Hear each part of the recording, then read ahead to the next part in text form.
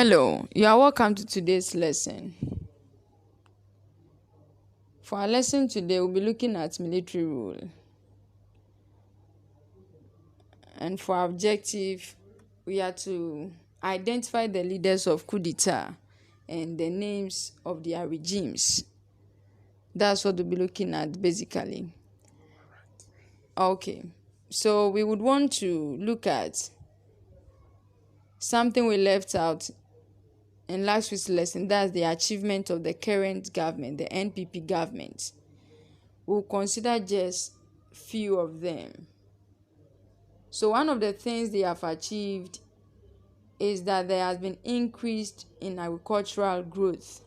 This they have achieved by encouraging the youth to be actively involved. And this has helped very well because currently we are able to feed the free SHS students with the food we produce in the country. Okay.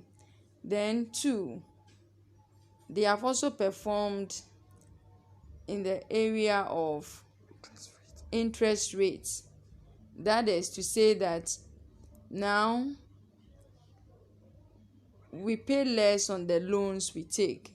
The interest we pay on loans is now very low, making it very flexible for businesses. Okay. The third one is that this government has created over 350,000 jobs in the public and private sector. Example is NAPCO. The fourth one is they have introduced digitization of passport and driving licenses to ease congestion. Formerly, we had to do more of the paperwork, and so you go to those places and there are long queues. But due to digitization, we are able to process everything online, and so work has been very easy and simple. Then another achievement is that they have introduced free SHS that we are all aware of. That's free senior high school. So after completing JHS, you don't pay anything when you enter into the secondary school. It is very free. Okay. Then the last one I want to look at is that he has created additional 6 regions to the existing ones. So formerly we had 10 regions, but now we have 6 more regions. This he has done to be able to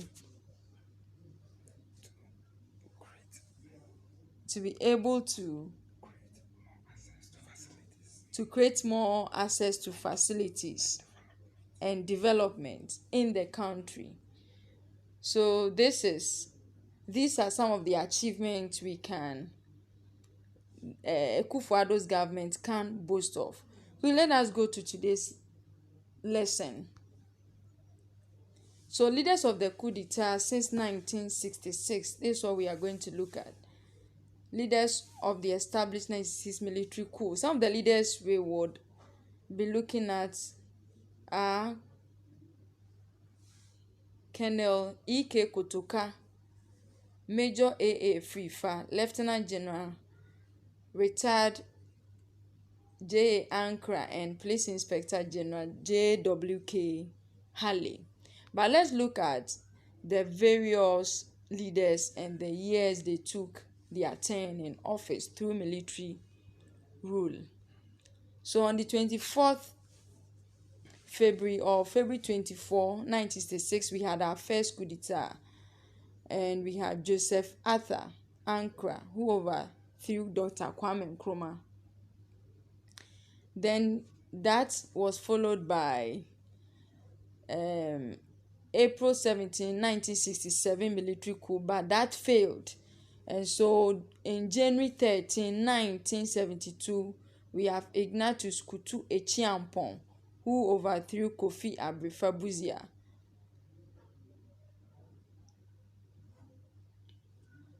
Then this followed another military rule, July 5, 1978, where we have Fred Ekufu, who overthrew Ignatius Kutu Echiampong. Okay. Then on June 4, 1979, we had Jerry John Rawlings, who also took over through military rule by overthrowing Fred Ekufu. Then he handed power over to Hilary Liman to take over, but there were some hitches in that leadership, so he came back to overthrow him and also took over the leadership,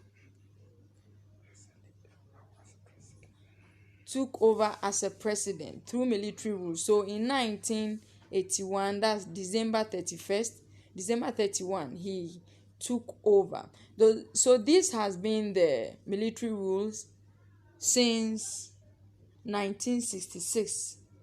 This has been the military rule since 1966, and this event took place after independence.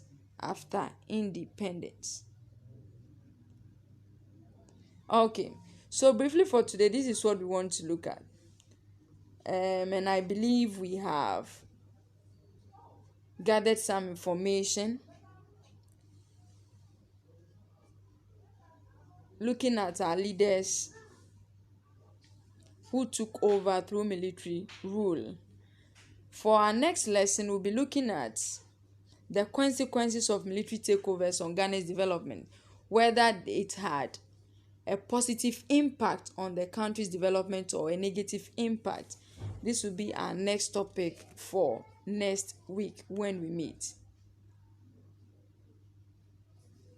So I'll urge you all to copy this into your notebooks and do this short assignment by writing the names of the leaders who led the country after independence through military rule.